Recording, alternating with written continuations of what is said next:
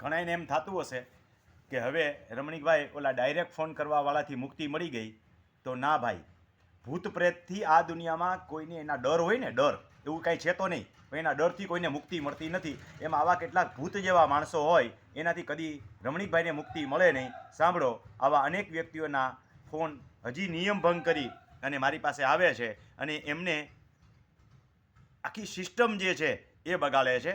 તો એને આપણે સમજીએ. એક આ પહેલાં તો હિન્દીવાળાથી શરૂઆત કરીએ. हेलो हेलो सर, नमस्ते सर। नमस्कार जी।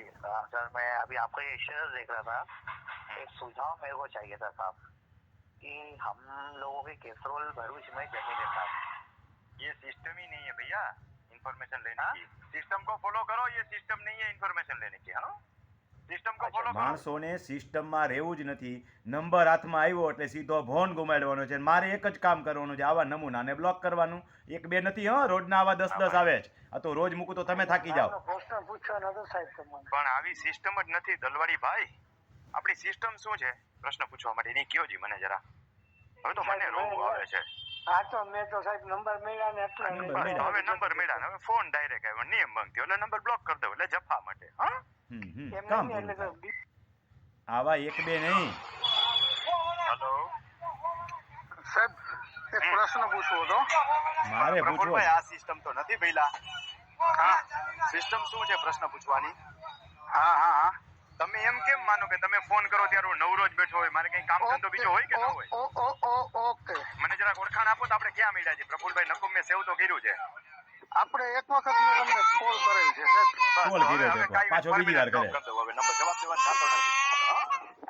માણસોને એક વખત ફોન કરેલો છે, સૂચના આપી છે, તોય ફરીવાર નિયમ ભંગ કરવો છે. આવા તો કંટાળી જાય છે એટલા ફોન રોજના આવે છે. સિસ્ટમને ફોલો કરો. પહેલી વસ્તુ તો એ કે જે ફોનમાં જવાબ અપાઈ ગયા છે એ યુટ્યુબમાં જોતા શીખો. એના માટે મારો સમય બગાડશો નહીં. તમારો પ્રશ્ન અઘરો અને લાંબો છે, એટલા બધા ડોક્યુમેન્ટ વોટ્સએપમાં નાખશો તો એ પણ હું જોઈશ નહીં. વોટ્સએપમાં ડોક્યુમેન્ટ નાખ્યા પછી મને ફોન કરવાના થતા નથી. હું એમાં જ તમને જવાબ આપું છું. કોઈને વોટ્સએપવાળા મેં જવાબ ન આપ્યો એવું ન બને. છેલ્લે એને કીધું હોય ભાઈ તો રૂબરૂ મળી જા. કાંઈ કેસમાં સમજાય એમ ન હોય તો કીધું હોય. એટલા બધા ડોક્યુમેન્ટ નાખી દીધા હોય તો હું જોતો નથી. એને કહી દઉં કે ભાઈ આવા ડોક્યુમેન્ટ રૂબરૂ મળીને જોવા પડે. કારણ વગરના કચરા મારામાં ઠાલવે. હવે દિવસના સાચા માણસોને જવાબ અપાતા નથી, તો આવા ખોટા માણસો જે કચરા ઠાલવે એને કેમ સમજી શકાય? અને એની જરૂરિયાત હોય અને ખરેખર જેન્યુન હોય તો આવી જાય, અથવા તો તાલીમ કેમ્પમાં આવવાનો પણ ઓપ્શન છે. સીધા ફોન જે લોકો કરે છે એ લોકોના નંબર બ્લોક થાય છે, એટલું ખાસ ધ્યાનમાં રાખવું. આ સેવા નિયમ વગર આપી શકાય જ નહીં. ટ્રાફિકના પણ જેમ નિયમો છે, કેટલાક માણસો ટ્રાફિકના નિયમોનો હાલતા ભંગ કરે છે. ચોક ઉપર જોઈ લેજો. બસ આવા જ મને ભટકાય છે જે ચોક ઉપર આપણે બેઠા હોય ને જોતા હોય ને કે કેટલાક લાલ લાઇટ હોય છતાંય સિગ્નલ ક્રોસ કરીને વયો જાય. બસ આવા જ સિગ્નલ ક્રોસ કરવાવાળા મળે છે.